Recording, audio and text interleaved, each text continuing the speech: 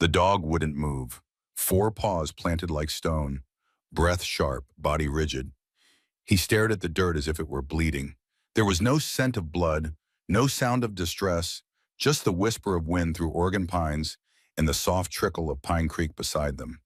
But Ranger, the retired K-9 who had survived 2 tours overseas and half a dozen search and rescue missions, had only ever frozen like this for one reason. He'd found something. And deep down, Deputy Grace Holloway knew it was human. The call had come in like any other rural dispatch. Possible found item, bracelet, near the North Trail by the creek. Little girl says her dog started barking at it. It was the 3rd odd report in a week, and the 3rd one Grace had taken herself. She preferred it that way.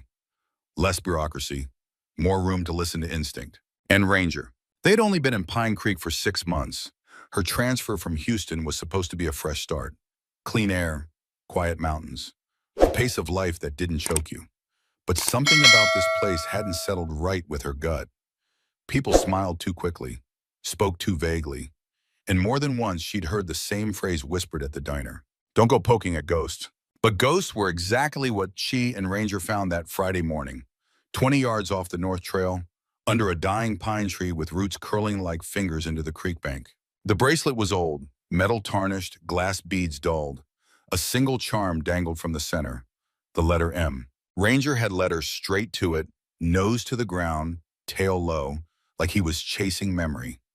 He didn't bark. He didn't whimper. He just stood there, watching, waiting. Grace crouched and brushed the dirt gently away. The bracelet was looped around something partially buried. Cloth, denim, and beneath that a thin, brittle piece of what looked like bone. She didn't need forensics to tell her. This was no lost trinket. The town of Pine Creek hadn't changed much since 1993.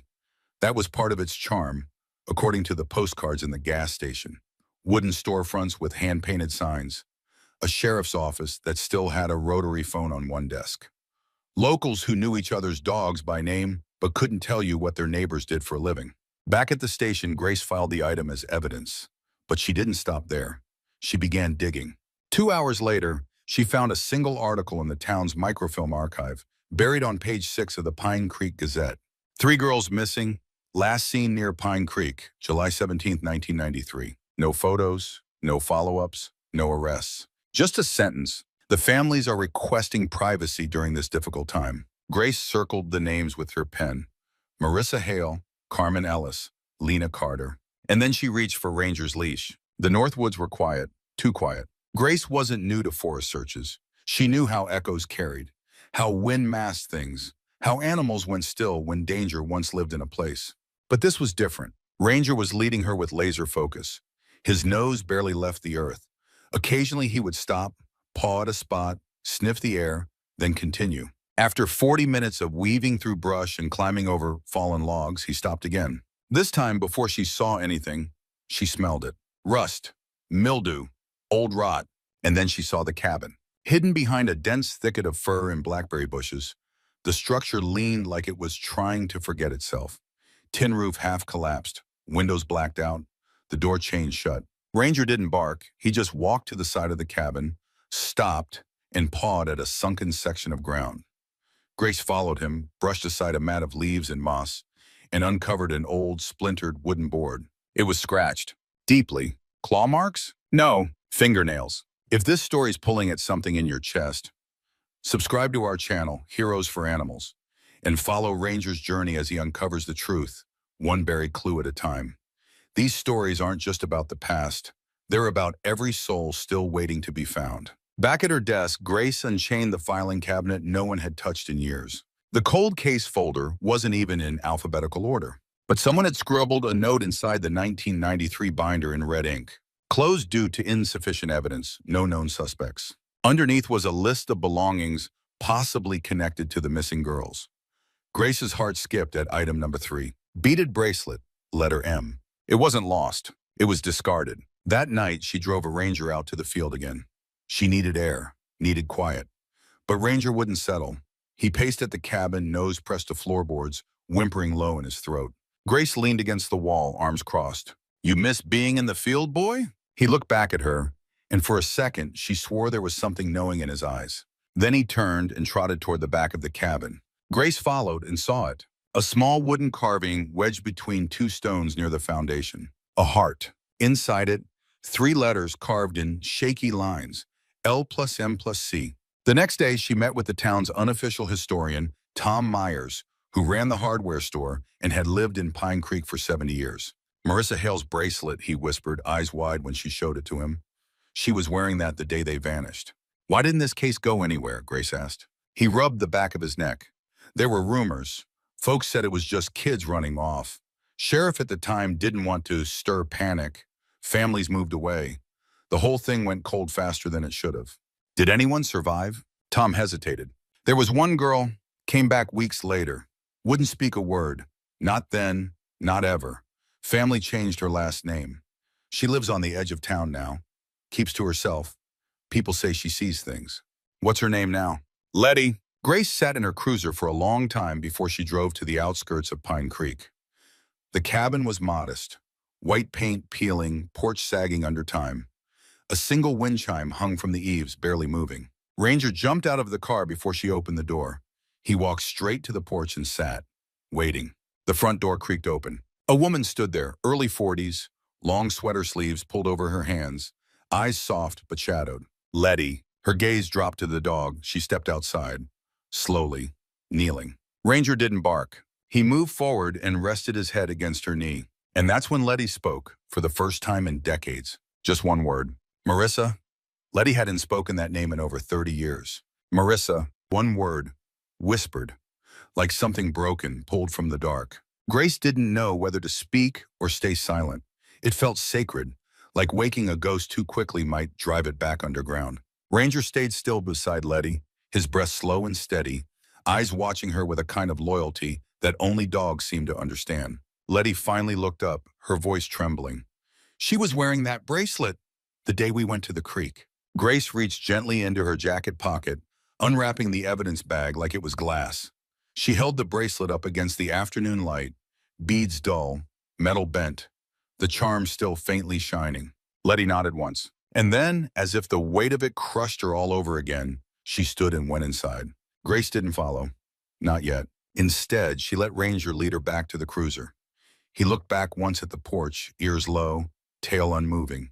Then he hopped in and curled himself into the passenger seat like an old soldier who knew how grief smelled. Grace opened her notebook. Marissa Hale, Carmen Ellis, Lena Carter. One survived. Two never came home. But where did they go? And why had no one in Pine Creek ever really talked about them? That evening, Grace drove downtown. The town square looked the same as it had every day she'd been there. Peaceful, picture perfect, and a little too clean. American flags fluttered from every porch. Flower beds were manicured to perfection. The local diner's neon sign buzzed weakly under the setting sun. Inside, the booths were half full with the usual suspects. Loggers, retirees, a family of 5 with kids coloring on paper placemats. She ordered coffee. Ranger lay beneath her booth like a shadow, but she could feel the tension in him, muscles tight under his fur. He wasn't resting. He was listening. Something's going on with your toilet. What the waitress, an older woman named Judy with tired eyes and a tight bun. You both look like you've seen a ghost. Grace looked up. Maybe we have. Judy leaned in a little closer. You been up by the old Hale property? Grace blinked. You knew the Hales? Judy lowered her voice. Everyone knew them. They were good people. Marissa was the oldest. Sharp, sweet. Her daddy never got over it. Packed up and left in '95. House has been empty since. What happened to the case? Grace asked softly. Why isn't it talked about? Judy exhaled. Town decided it was easier to forget than admit what it failed to find. Sheriff back then, Don Lafferty, said the girls probably ran away. Closed the case in under a week. But we all knew better. Why didn't anyone push harder? Some did. But Pine Creek's got a long memory and a short fuse for stirring up the past. Folks here like things quiet. Grace sipped her coffee and stared out the window. Maybe too quiet. The next morning, she drove out to the library. The archives were small, just 2 cabinets, a scanner, and a desk manned by a retired schoolteacher named Beverly Crane. I remember them, Beverly said as she ran her fingers over a faded yearbook. I had Lena Carter in my English class. She used to write these wild short stories about rivers and wolves and girls that could fly. Bright kid. Grace opened the 1992-93 edition and found their photos. Marissa, long brown hair and eyes too old for 16. Carmen, smiling wide behind thin wire glasses. Lena, small, serious, with that look some kids have, like they already know the world isn't fair. They were inseparable, Beverly said, always down by the water, always laughing. One day they were here, and the next, nothing. No leads? There were rumors, Beverly admitted. Some said they were seen near Miller's Bridge. Others said they climbed into a stranger's truck. Sheriff dismissed it all, said the girls probably hopped a Greyhound to Portland. Grace leaned forward. Did anyone actually see them after they left town? Beverly paused. No, that was the thing. They vanished into thin air. Later that afternoon, Grace took Ranger back into the woods. This time they followed the creek trail even deeper. The air felt heavier somehow, like the trees themselves were remembering. Ranger sniffed a path off to the right and growled, low and deep. Grace followed him through a break in the trees where the undergrowth had been trampled decades ago. There, nestled in a crescent of rocks and willow, they found what looked like an old campfire ring, long dead, half swallowed by moss. And something else, half buried near the stones, a rusted tin box. Grace pried it open with her pocket knife. Inside, barely intact, were several folded notes, written in loopy teenage handwriting. One note read, "If something happens, if anyone ever finds this, we didn't run away. We were taken. Please tell our moms." The name signed at the bottom? Carmen. Grace sank to her knees. The truth had been here all along, just buried deep. That evening, Grace knocked on Letty Coleman's door. This time, Letty let her in. The house was neat, spare. No TV, a sewing machine in one corner, books stacked in quiet towers, photos in frames but only of animals. No people. Letty sat in the living room, hands in her lap. Ranger curled up beside her like a protector. Grace laid the rusted tin on the coffee table. Letty didn't touch it, but her eyes locked on the handwriting. "She tried," Letty whispered. "Carmen, she always had a plan." "Can you tell me what happened?" Grace asked gently. Letty stared at the wall. "I can't, not all of it." "Can you show me where?" Letty didn't speak. Instead, she got up, walked to a drawer, and pulled out an old topographic map of the region. With shaking fingers, she traced a path along the northern ridge until her finger stopped at a place marked Clearwater Hollow. Then, without a word, she circled it. Ranger stood up beside her. The hair on his back stood too. That night, Grace called in a request to the regional office. Drone access, ground-penetrating radar, anything they had for cold case excavation. Because Clearwater Hollow wasn't on any official search grid, it had been missed or ignored. And Ranger? Ranger was pacing again, nose to the floor, head low, like he could already smell what waited. The map was old, faded, the paper worn soft like fabric, the ink bleeding around the edges. But Letty's hand didn't tremble when she circled Clearwater Hollow. Ranger stood beside her, ears forward, nose twitching like he could already smell the truth buried under years of pine needles and silence. Grace Holloway took the map and folded it gently. Her voice was quiet. "We'll go there tomorrow." Letty just nodded. And then, without looking up, she said, "Be careful what you wake up out there." That night, Grace couldn't sleep. Not because of the cold or the wind rattling the pine outside her window, but because Ranger kept pacing. He never did that, not unless something was wrong. By 3 a.m., he was whining low in his throat, paws scratching lightly at the floor. Okay, she muttered, pulling on a sweatshirt. "Let's go." She grabbed her keys and drove. Clearwater Hollow wasn't marked on GPS. Grace had to follow the map Letty gave her, cross-referencing it with a ranger station chart from 1985 that hadn't been updated since the Clinton administration. The roads narrowed. Gravel turned to dirt. Dirt turned to ruts. By the time they reached the edge of the hollow, it was barely sunrise, and the mist clung to the ground like breath on a mirror. Ranger jumped out the moment the engine stopped. He didn't hesitate, didn't look back, just ran. Grace grabbed her flashlight and followed. They passed the ruins of a burnout shack. Rusted tools buried in weeds, beer cans from another decade, a half-collapsed hunting blind nailed to a dead pine.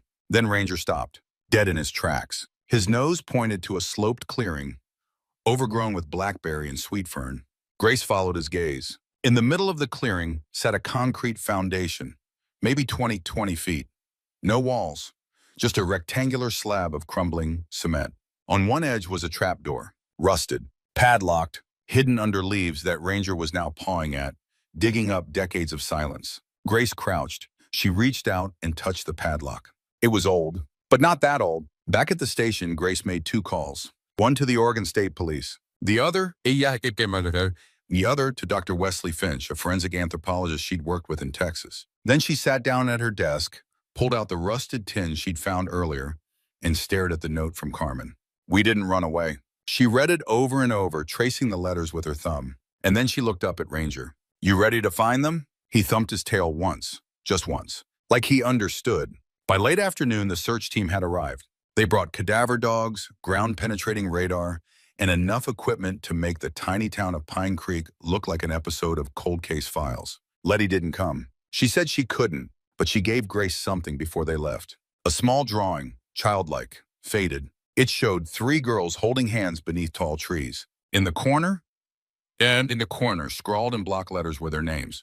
Marissa, Lena, Carmen. And under the trees in charcoal pencil, a black shape, a truck. They cut the padlock at 6:42 p.m. The hinges groaned like something waking up from a long sleep. Grace stood back as they opened the trap door and shined their lights inside.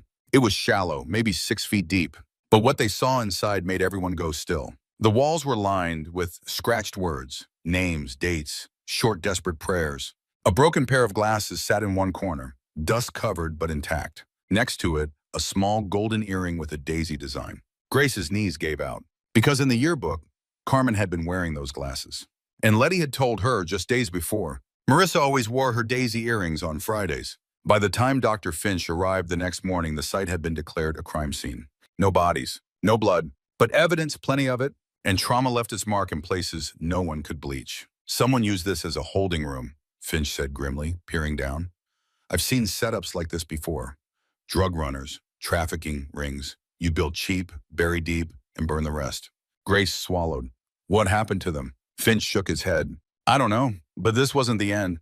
That night, Grace drove to Letty's. She didn't say anything, just handed her the daisy earring. Letty stared at it for a long time. Then she walked to her bookshelf, pulled down a faded scrapbook, and opened it to a picture. 3 girls at the riverbank. Marissa in the center, wearing the same earring. Letty smiled softly and cried like a woman finally giving into a storm. Ranger began acting strangely after Clearwater Hollow. He paced constantly, slept lightly, would bolt awake from the smallest sounds. One evening, he sat by the front door for over an hour, ears perked, body tight. Then he started scratching at the floorboards. When Grace finally pulled the boards up, she found a single Polaroid photo, old, curled at the edges. In it, a girl, bound and blindfolded, sitting on a dirt floor. It was Marissa, and behind her stood a man, face blurred, but visible enough, a thick mustache, a scar down his left cheek. Grace showed the photo to Letty. Letty went pale. "That's him," she said. "He was the one in charge. The others, they called him Scarecrow. You remember where he took you?" Letty nodded slowly. "There was another cabin, bigger, with a water tank and a green truck with no plates." "Where?" Letty looked at Ranger, then at Grace. "I can draw it." Back at the station, Grace scanned Letty's map. It wasn't perfect, but it gave them a new direction. Northeast of Pine Creek. Remote, heavily wooded, near the state line. Exactly the kind of place someone might bury a secret and think it would never grow roots. Grace loaded up the cruiser. Ranger climbed in silently. And as they pulled away from town, Letty whispered to herself at the window, "Find them." The forest changed as they climbed. The oaks gave way to firs. The road narrowed until it was barely a path. Patches of moss clung to rocks like old memories, and even the birds seemed to fall quiet. Ranger sat rigid in the passenger seat, staring out the windshield. It was a look Grace had come to recognize. He remembered this smell, and that meant the place ahead wasn't just an old drug lab. It was history. Buried, burned, denied. And Ranger was going to dig it up. They found it just past a bend in the ridge, half hidden behind a slope of fallen trees and brush, like the forest had tried to erase it. At first glance, it looked like nothing. A patch of uneven dirt, charred lumber, rusted beams collapsed inward. But then Ranger jumped from the cruiser and began to circle the perimeter. He didn't bark. He dug, nose low, tail stiff. Grace followed him to a spot near the back corner of the debris where the earth was looser than the rest. She crouched and found something that didn't belong. Plastic sheeting, with bloodstains faded by time, but still visible in the light. Within hours, a forensic team arrived. Dr. Finch came with them, still wearing his old army jacket and a permanent squint like the world had disappointed him one too many times. This isn't just a meth lab, he said, glancing at the crushed drums, scorched pipes, and scorched walls. This was industrial, mobile, my guess? They built it fast, ran it for 6 months, then burned it when they got spooked. Spooked by what? Grace asked. Finch looked around. You tell me. You've got the dog with all the answers. Ranger wasn't focused on the main site. He had locked in on something farther back, past the tree line near a rocky slope where the ground dipped sharply into shadow. Grace followed him down into the hollow, and that's where they found the cage. It wasn't big, just a rusted metal crate like the kind used for livestock, but it had human hair caught in the hinges. Beside it, buried beneath wet leaves, was a strip of blue fabric with cartoon flowers printed along the edge. Grace's heart dropped. She remembered the yearbook photo, Lena Carter, wearing a blue sundress with tiny sunflowers on the collar. Dr. Finch came up behind her and froze. Well, he muttered, that's not something you forget. 2 hours later, they found the second cage. And near it, a journal wrapped in a plastic grocery bag, its pages warped but legible. Grace opened it carefully. Inside were entries dated July 19th, written in tight, desperate handwriting. It wasn't signed, but the first sentence hit her like a gut punch. If anyone finds this, my name is Marissa Hale. We are alive, for now. The entries were fragmented. Marissa had written about the man with the scar, the one who gave orders and laughed when they cried. She wrote about a woman named Red who brought them food once a day and warned them not to scream. She wrote about cold nights, about rats, about praying anyone would come looking. The last entry was dated August 2nd, 1990. Carmen says she can hear trucks at night. She thinks they're moving us. I told her we'd stay together. I promised. But if one of us gets out, please tell my mom I didn't stop fighting. The FBI was called in that night. Grace made the call herself. She wasn't worried about jurisdiction anymore. This was bigger than Pine Creek. It always had been. That evening, back at the station, Grace sat at her desk and stared at the photos spread out in front of her. The trap door at Clearwater Hollow, the blood-stained plastic from the lab site, the blue fabric, the cages, and Ranger, always in the background of each scene, watching, alert, as if he already knew the story. He was just waiting for the humans to catch up. Deputy Holloway, said Sheriff Briggs, stepping into the room. He was older, built like an old oak post, and not easily shaken. But tonight he looked pale. You need to see this. He laid a manila folder on the desk. State just sent over scans from a sealed case in 1994. Someone filed a report on an anonymous tip about suspicious activity near the hollow. Trucks, generators, smells.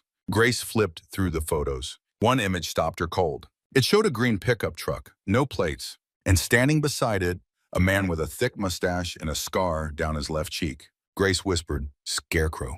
Briggs looked up. What? The leady's name for him. He was the one in charge. Sheriff Briggs exhaled. You think he's still alive? I think if he is, he's not far. Later that night, Grace returned to Letty's. She didn't speak, just placed Marissa's journal on the table. Letty didn't open it, not yet. She just reached out and ran her fingers over the cover. I prayed they were dead, she whispered. Not because I wanted them to be, but because I couldn't live with the idea that they were still out there, still hurting. Grace sat beside her. We found cages, a second camp. We think they were moved. Letty closed her eyes. They talked about that the night we ran. Marissa said if we didn't get out, then we'd be lost forever. Why did you make it out? Letty looked down at her hands. Marissa pushed me, said I was smaller, faster. She told me to run and not look back. And then she added, barely audible, I never looked back. 2 days later, forensic teams uncovered a shallow grave near the lab site. Inside, bones, partial remains, and 2 silver rings. One shaped like a music note, one with an L engraved. Letty confirmed what they already suspected. Lena and Carmen, she said, those were theirs. But there was no sign of Marissa. That night, Ranger lay by the window, ears twitching, watching the wind. Grace sat on the floor beside him, holding the journal like it was still warm. She didn't die there, she whispered. Ranger blinked slowly, like he agreed. She got moved, and if we find that green truck again. She stopped, because Ranger had lifted his head and was staring at the photo of the truck. It started with a photo, one frame from a roll of film nearly 30 years old, faded, grainy, stamped with the date in red. A man stood beside a green truck, muscular build, work boots, ball cap shadowing his face. But what caught the eye, what still chilled Grace Holloway hours after she saw it, was the scar. Running jagged from cheekbone to jaw, slicing through a once smug smile. Letty had called him Scarecrow. Now he had a face and maybe, finally, a name. Ranger was already pacing when Grace opened the back of the cruiser. He sniffed the air like the wind was holding secrets. She unfolded the map Letty had drawn the night before, highlighting old back roads near the Sawyer Ranch, a property 20 miles north, long abandoned. Letty had whispered it as if speaking the name could conjure him back. "That's where they were taking us," she'd said. "That's where he lived." Grace didn't wait for backup. Neither did Ranger. Sawyer Ranch looked like time had tried to forget it. Overgrown fences, a barn caved in on itself, rusted windmill groaning with every gust. The house, once 2 stories, now sagged like a broken spine, windows shattered, porch sinking into weeds. But something about the place still felt occupied. Not lived in, just watched. Ranger froze at the threshold of the porch. Then his nose dropped to the floorboards. Low growl, one paw scratched forward. He was tracking. Grace followed silently, stepping where he stepped. They moved through the back of the house into a ruined kitchen. Flies buzzed near an open window. Beer cans stacked high on the counter. On the wall above the sink, a framed photo, its glass cracked. 3 men standing beside the green truck. Scarface right in the middle. Grace snapped a picture. And then Ranger whined, high, sharp, urgent. He was staring at the floor. A floorboard was loose. She pried it up with her knife. Beneath a hollow. Inside the hollow, a plastic-wrapped box. It contained what looked like old IDs, photos, newspaper clippings. And at the bottom, a small velvet pouch. Inside the pouch, a locket, engraved with an M. Grace swallowed hard. Marissa. She held the locket in her hand as if it might burn her. Then Ranger suddenly barked. Sharp, warning. He bolted toward the front window. A truck engine roared outside. Grace sprinted after him just in time to see a pickup speeding away from behind the barn. It wasn't green anymore, spray-painted black, but the shape was unmistakable. And behind the wheel, that face, older now, but unmistakable, the scar. They gave chase for 5 miles down a dirt road that cut through the woods like a scar of its own. Ranger barked constantly in the passenger seat, eyes locked forward, body tense. But the truck took a sudden turn down an unmarked trail and was gone. Dust in its place. Grace slammed the wheel, but she didn't speak. Ranger whimpered beside her, as if frustrated too. They returned to the ranch an hour later. Search teams arrived at dawn. The house had been cleared out. Whoever was in that truck had come back during the night. The IDs were missing. The photos gone. But the locket was still there. So was the name. On the back of the locket, scratched into the metal, barely legible under the dirt, "To my girl, Dad." That afternoon, Letty came to the station. Not because she was asked, because she felt it. "Was it him?" she asked. Grace nodded. "He was here. He's alive." Letty's hands shook. "What do we do now?" "We find him." Letty stared at the wall. "He had a rhythm," she said. "Everything he did had timing. He kept journals, schedules, when we'd eat, when we'd be moved. Carmen used to say it was like he was running a business." Grace looked up. "A business?" "He used to talk about the next location, like this wasn't the only place." "You think there were others?" Letty nodded. "I know there were." Later that night, Grace dug through what was left in the plastic box. One note caught her eye, written on motel letterhead from Tumble Rock Inn, a forgotten lodge an hour east, shut down since 1997. It was dated August 3rd, 1993, the day after Marissa's last journal entry. At the bottom, scrawled in different handwriting, "Am taken. El ran? See no good. Next stop, Los Riscos." Los Riscos wasn't a town. It was a canyon. Deep, remote, close to the Oregon-California border. A perfect place to hide things. Or bury them. The next morning, Ranger led the way. The drive took 3 hours. The road got rougher the closer they got. Pines gave way to rocky outcrops and jagged switchbacks. They parked near the trailhead. The canyon yawned ahead, cliffs rising like teeth. Grace clipped on Ranger's harness. He pulled forward immediately, not eager. Driven, they found the truck, half buried in a ravine, nose down in brush. Black spray paint peeling away to reveal green beneath. Ranger barked twice, then moved toward the edge of the rocks. He stopped at a tree, its bark clawed open. A marker. And beneath it, half covered in loose dirt, was another box. Inside, a photo of 3 girls, blindfolded. A receipt from a gas station dated 1993. And a single cassette tape labeled July 15th SP. Grace slipped the tape into an old field recorder from evidence. Pressed play. At first, just static. Then, "This is for records only. If anything happens." Scarecrow said, "Move fast. Girls will be split. M goes south, other two, whatever. Pause, breathing. Don't let him talk too much, especially the little one. She remembers everything. Grace hit stop. Her hands were trembling. Letty listened to the tape in silence that night. Then she asked Grace for paper. She drew a simple image, a music box, and next to it, Marissa holding it. She had one, Letty said. She always wound it before bed, even when we were in that place. Grace asked, "What song did it play?" Letty looked out the window. Then, soft as a whisper, she hummed the melody. Grace recognized it, because Ranger had howled to that exact same tune once, weeks ago, at the river. The next morning, Ranger returned to the edge of the canyon trail and began to dig. 3 feet down, the team found a sealed metal crate. Inside was the music box, still intact. When they wound it, the tune filled the silence with aching familiarity. And at the bottom of the crate, beneath a blanket, was a set of bones. Small, delicate. Alongside them, a journal. Grace opened it. "If you find this, I was never afraid to die. Just afraid they'd forget." Signed, M. They buried Marissa Hale on a quiet morning in mid-July. 32 years to the day since she disappeared. The music box sat on the casket, still working, still singing. Letty stood beside it with her hand resting on the lid. Her eyes were dry, not because she had no tears left, but because she'd already cried them all, in silence, for decades. Ranger sat beside her, unmoving, his head bowed like he understood exactly what this moment meant. The grave was dug on the north ridge of Pine Creek Cemetery, under a willow tree that hadn't existed when the girls were taken. But Marissa would have liked it. Letty said so. The ceremony was small, just the people who mattered. Grace, Sheriff Briggs, Dr. Finch, a few volunteers from the search teams, a teacher from the high school who remembered Marissa's voice in the school play, and Letty, who had found her way back through a forest of ghosts. There were no speeches, no cameras, just truth, finally uncovered, finally laid to rest. That afternoon, Letty went back to the river. The same trail she had walked as a girl. The same bend where they used to skip rocks and sneak tamarind sodas and talk about the future like it was something owed to them. Ranger led the way, slow and steady, as if guiding her back not just to a place, but to herself. They reached the clearing just before sunset.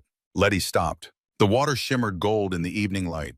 The trees whispered. Nothing had changed, and yet everything had. She sat on the flat rock where they'd eaten tacos that day in '93. The rock that had once been a seat of laughter and now bore the weight of memory. She opened the worn notebook in her hands, the one she'd been writing in every day since Marissa was found. She read aloud, "We were just kids.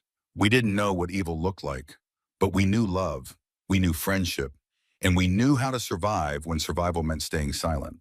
Marissa never stopped protecting me, even when I couldn't speak her name. Even when I couldn't bear to remember her face. She carried me out in her final act, and now I carry her back, one truth at a time." Letty closed the notebook. The river kept flowing. Grace joined her a few minutes later. She sat beside Letty, boots scuffing the dirt, hands on her knees. They didn't talk for a while. Then Grace asked, "Do you feel lighter?" Letty nodded. "Not light, but less alone." Grace reached into her jacket and pulled out a folded document. Federal agents confirmed the identity of the man in the photo. His real name was Harlan Rusk, former enforcer for a cartel out of Arizona. Moved operations into Oregon in the early '90s. Disappeared in '94 after a federal warrant was issued. Letty looked out at the water. "He didn't disappear, he just got quiet." "They always do," Grace replied, "until someone makes noise again." That night, Letty and Grace sat in the kitchen of Letty's small house. The walls no longer felt like they were closing in. Letty handed Grace a stack of letters, each one written to Marissa and Carmen. One for every year they'd been gone. Grace asked, "You gonna send them?" Letty smiled. "I already did. To the wind, to the trees, to the girls they were. They heard me." Ranger lay curled on the rug, sleeping peacefully for the first time in weeks. In the months that followed, something shifted in Pine Creek. The town began to speak of the girls again. Marissa, Lena, Carmen, not as lost souls, but as people. A memorial was built beside the river, under the old willow. 3 names etched into a slab of stone. 3 lives honored not for how they ended, but for how fiercely they were remembered. Letty visited every Sunday. Sometimes she brought flowers. Sometimes she just brought herself. But she never went alone. Ranger was always there. In October, Letty gave her first public talk. It was held at the high school gym, packed with students who weren't even alive when the girls vanished. Letty stood at the podium, hands steady, voice soft but unwavering. "I stayed silent for 30 years, but silence doesn't protect. It isolates. If you know something, say something. If you're carrying pain, speak it. There's no strength in bearing the truth. I'm living proof that even after trauma, even after the darkest night, you can reclaim your voice. And if your voice trembles, let it. That means you're still here. She received a standing ovation. Ranger barked once. It echoed like thunder. In December, Grace transferred to a federal task force handling long-term missing persons cases. She took a piece of Pine Creek with her, and she left behind a legacy of not letting go.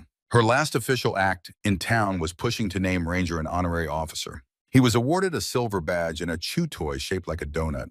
Letty cried when they pinned it to his collar. Ranger wore it like he'd always known he'd earned it. 1 year later, Letty stood once again by the river, this time with a small group of local kids. They were planting trees near the memorial, maples to shade the stone as it aged. Letty handed each child a note. Write one thing you're thankful for, she told them, and one thing you hope for. The kids scribbled on the cards and buried them with the roots. Hope in the soil, memory in the wind. That night, Letty walked Ranger to the edge of town. She looked up at the sky, stars stretching out like tiny doorways. You did good, boy, she whispered. Ranger wagged his tail slowly, then sat beside her, like always. And so the story of Letty, Grace, and Ranger ends not with silence, but with voice. Not with mystery, but with remembrance. And not with fear, but with a quiet, unshakable strength. Thank you so much for following Echoes in the Pines. Your time, your presence, and your heart mean the world to us. At Heroes for Animals, we believe in stories that heal, that give voice to the voiceless, and that honor the loyal animals who walk beside us through our darkest hours. If this story moved you in any way, please consider subscribing to our channel and sharing it with someone who might need it. Question for you: have you ever had an animal who helped you survive something hard without saying a single word? We'd love to hear your story in the comments. From all of us here, thank you, and remember, sometimes the bravest thing you can do is speak.